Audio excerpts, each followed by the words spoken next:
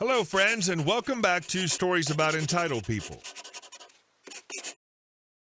Let's start our video with a nostalgic trip back to the late 90s when fast food was an art and high school jobs came with their own set of quirks. But before we begin, best way to support our channel is to leave comments, like, and subscribe with the turned on bell so you don't miss the new video every single day. Here we go. Act like a jerk, pay the stupid tax. Way back in the late 1900s, during some of my high school years, I worked at a location of the restaurant chain prophesized in Demolition Man to one day be the victor of the fast food wars, along with several other buddies from school. In those days, one could purchase a taco in hard or soft shell form for 79 cents. It was the same then as it is now: shell, meat, lettuce, cheese. If you wanted the supreme version, which added tomatoes and sour cream, it cost 99 cents. If you wanted to add sour cream to any menu item, it was a 25-cent upcharge. Many people would come in and order a taco with sour cream added, and generally we would repeat it back as a taco supreme, no tomatoes, knowing that ringing it up this way saved the person 5 cents. Shocking life hack most people don't know. If anyone asked, we'd explain why we rung it up that way, and most folks were cool about it. But sometimes, and sadly more frequently than one would hope for, you'd have the jerks who just couldn't comprehend things like logic, "That's not what I ordered," etc. Nowadays, I believe they would be called Karens. Back then, we just called them C-words. When we encountered those people, it wasn't worth my barely minimum wage time to try and explain things like economics or basic math to people, way above my pay grade. So we just say, "Sorry about that, I'll correct it," and ring it up exactly how they ordered. Widely known as the stupid tax. Yeah, it's entirely petty and mostly insignificant when it was only 5 cents per taco, but we were teenagers working part-time at Taco Bell. What did you expect? Last century, you could save up that 5 cents every week you went, and in 5 months could have enough to buy an entire mortgage. And our second story. Can't wait 10 seconds for me to answer the door buzzer? Feel my anonymous and mildly annoying vengeance. So a little bit of context. I work at a job of 75 plus people where we digitize paper files from companies. Many of these files have confidential info, so my place of work has some extra aspects of security, e.g. no camera capable devices, lockers to leave phones in, and most relevantly an inner and outer door with camera buzzers. Think Seinfeld's apartment buzzer system with a low-res camera that turns on after you ring the bell. In the room I work, 6 to 8 people work on scanners and computers. The intercom for those doors happens to be in this room. Now, 58% of the time, my boss is the closest to the buzzer, and he lets people in, people coming back from lunch or break or going out to smoke. The rest of the time, when my boss is elsewhere in the building, the rest of us grunts share the task of answering the door when it rings. Here's where the problems happen. With the layout of the room, none of us are as close to the intercom as my boss when he's at his desk, so it takes any one of us a teensy bit longer to get to the intercom when it goes off. Now, for most people that work at my job, there are some unspoken rules of etiquette with ringing the doorbell. You ring once and you don't ring again until the light that indicates the camera is on goes off, which means no one heard the bell or saw you on the screen. This takes about 15 seconds. Don't ring the bell for the inner door. It takes a sec to switch the buzzer to the second door, and if you do, it inexplicably rings 4 times. Like, seriously, we know there's 2 doors. We've walked through them too. Did you think we'd just walk away, and then when you ring the bell for the second bell, we go back? That's really it. Doors aren't that complicated.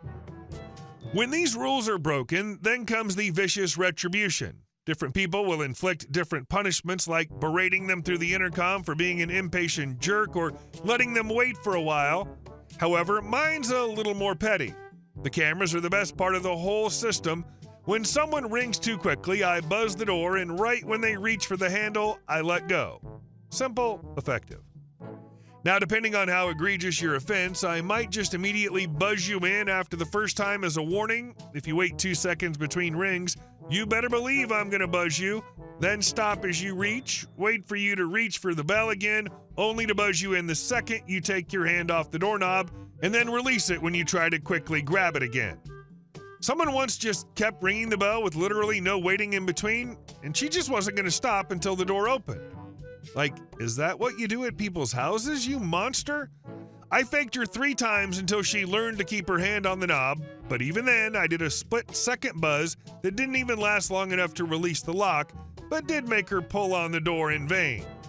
I finally gave her a nice, long, almost mocking buzz, it's possible, and she opened the outer door. Then when she went for the inner door and her defenses were down, I let her ring the inner bell, 4 rings be damned, and faked her out again. God, she was fuming and cursing up a storm. Another mocking buzz and she's in the building. She immediately walked by where the intercom is, even though it's not on the way to her desk. Luckily, I had already gone back to my seat, and she just kept trying to make eye contact with everyone and anyone near the intercom so she could confront someone. I just tried to look at my computer without laughing. Well done, OP. It's like locking the car door when somebody tries to open it, but so much more satisfying. And our last story. Karen versus farmers. My husband and I had just purchased a 10-acre farm in the rural Midwest to expand his livestock business. We needed the space for the animals, and it felt like the perfect place to grow. On one of the first days we were moving in, our next-door neighbors, an older couple, came over to introduce themselves. I later learned they were in their late 70s. The wife, who I'll refer to as Karen, immediately pointed out the mud in our driveway and mentioned how the previous owners hadn't done anything to fix it. She also said they owned a gravel business and offered to send her son over to measure the drive and give us a good price on stone. We'd already moved some livestock, about 10 calves and a couple of horses, into the barn. Her son came by with a measuring wheel and gave us an estimate, supposedly with a neighbor's discount. Oddly enough, it was a few $1,000s higher than another quote we'd already gotten. Since we were tight on money, we went with the cheaper company. My ex-father-in-law, an equipment operator, brought the dozer and we had the stone delivered. 2 days later, there was a knock on the door. The state agricultural inspector showed up, saying they received a complaint that we'd brought in cattle from out of state without the proper transport documents. Thankfully, I'd learned early on in the business to keep good records and had everything she needed. When I asked who filed the complaint, she showed me the name. It was Karen. The inspector returned the next day, confirmed everything was in order, and said we were good to go. A month or 2 later, the township supervisor came by, stating there was a complaint that we had too many animals on our property, violating the township ordinance. I reminded him we had spoken before purchasing the farm, and he had said our plans would be fine. He suggested we acquire more land, hinting that if we had 20 acres, we could keep as many animals as we wanted without anyone being able to complain. We approached a neighbor on the opposite side of Karen and arranged to lease 10 more acres, solving the issue. A week or so later, Animal Control came by after receiving an anonymous complaint about our dogs. The report claimed they were underfed and begging at the neighbor's house for food. Our property was fenced, and there was no way the dogs could have even reached Karen's house. I invited the officer in, warning him that my 2 male dogs would lick him to death, and my female didn't like men. Sure enough, the boys jumped all over him, and after feeling them, he commented on how healthy and strong they were. My female circled him, growling, but the officer wisely chose not to touch her. He said there was nothing to worry about and left. At this point, I knew Karen wasn't done, so I contacted a lawyer who advised me that our farm was covered under the Right to Farm Act. I printed out the 170-page document and highlighted all the sections that protected us. I was ready for Karen's next move. We later hosted a youth agricultural event at our farm. Everything was organized and clean, and there were no issues. A few weeks after that, we hosted a fundraiser for a friend's son who'd been in a bad car accident. Over 300 people showed up for a pig roast, live auction, and other events. We raised over $10,000 for the family. However, a few days later, we received a cease and desist letter from the township. Karen had filed complaints with the police and health department, claiming our event was disruptive with loudspeakers shaking her house. Ironically, our speakers had been cutting in and out that day, and even from my house, I could barely hear them. Karen also claimed people were dumping black water from campers on the ground and that we didn't have the proper licenses to serve food. When the health department inspector arrived, she was immediately impressed with how clean our property was. There was no trash, no signs of dumping, and since our event was private and by invitation, we didn't need food service licenses.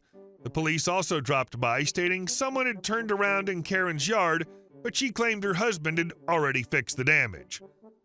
I tried to talk to Karen to smooth things over, but before I could get a word in, she cursed me out. I told her in my best customer service voice that for someone who bragged about being important, she sure had a foul mouth.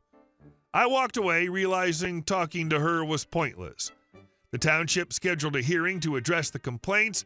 I showed up with 3 massive binders full of documentation.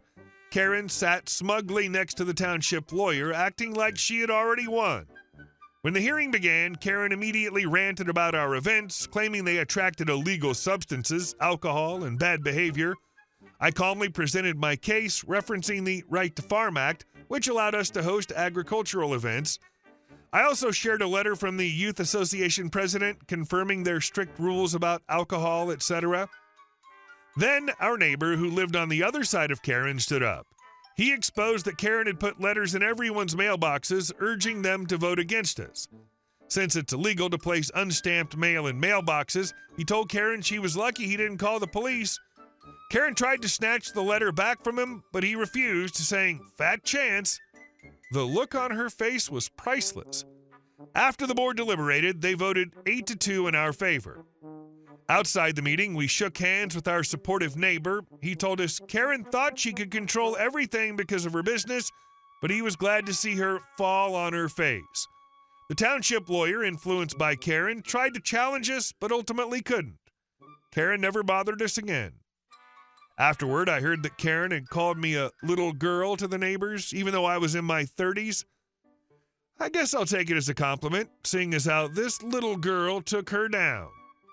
Since then, I've helped others in the area navigate township laws, making sure they know their rights when dealing with people like Karen. So much effort from Karen brought literally no result. Although she lost, but brought a lot of headaches to our OP. Hey guys, thank you all for watching the video. I'll see you in the next one.